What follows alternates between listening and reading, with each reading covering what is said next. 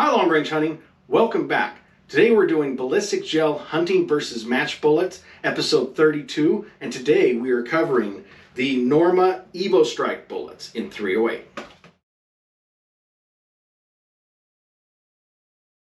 Now disclaimer, normally I have hide and meat in front of the gel. On this one, with several tests, I did not have it due to an incident with the hide.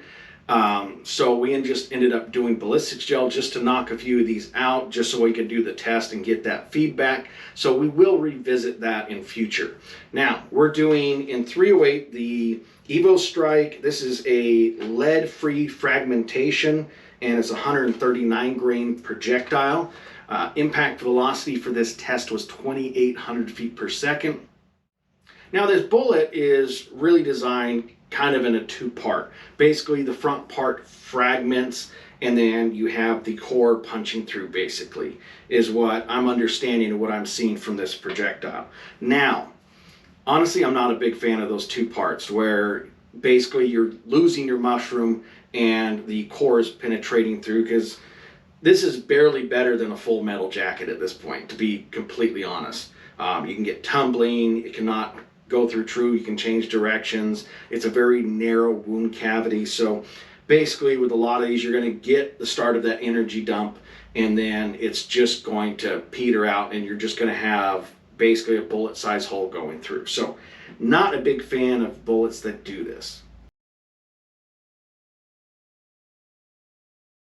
Now let's look at the ballistic gel real quick and then we'll visit this.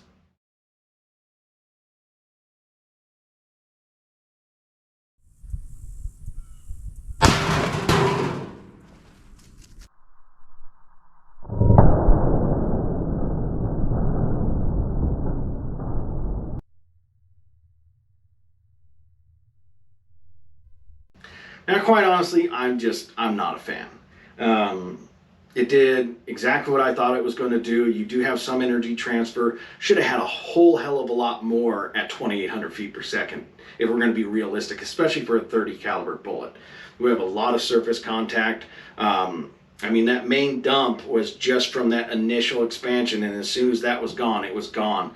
And then you just have effectively a full metal jacket penetrating through there and not a lot of trauma. So I don't see how that's going to be really beneficial. It's not something that I would recommend. I actually ran this several times, shot the gel multiple times, and I just was not impressed. I'm just really not. It's not a bullet I would recommend. There's monolithics that I would recommend over this. So I really don't like these, what I call two-part bullets, where the front part is shedding or fragmenting or coming off, and then you just have that core projectile going through, which just basically is, again, a little bit better than a full metal jacket.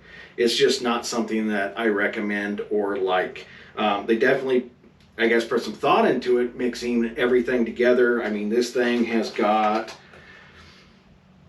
nickel coating and all kinds of stuff, dual cores and 10 lock for tough and uniform body. I mean, they definitely made this thing seem super high tech and super cool, but it just under delivers. I do not recommend this bullet to anybody. If you're stuck in a state that requires monolithics or non-lead, there's other recommendations I can give you.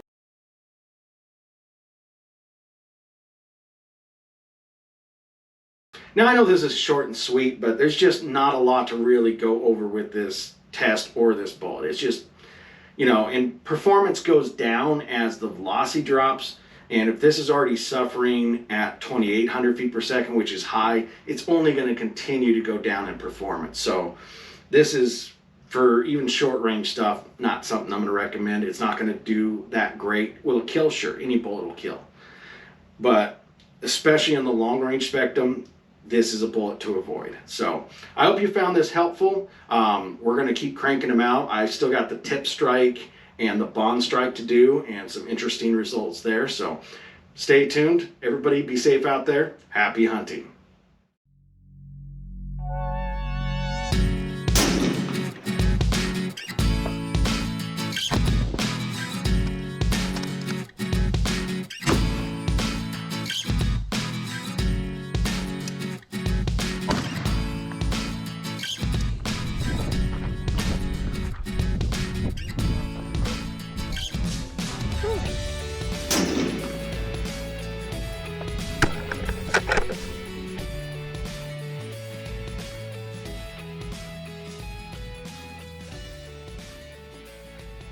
Hope you enjoyed this video. Make sure to hit that like button, hit that subscribe button, and turn on notification bell so you won't miss out on any future video. And happy hunting!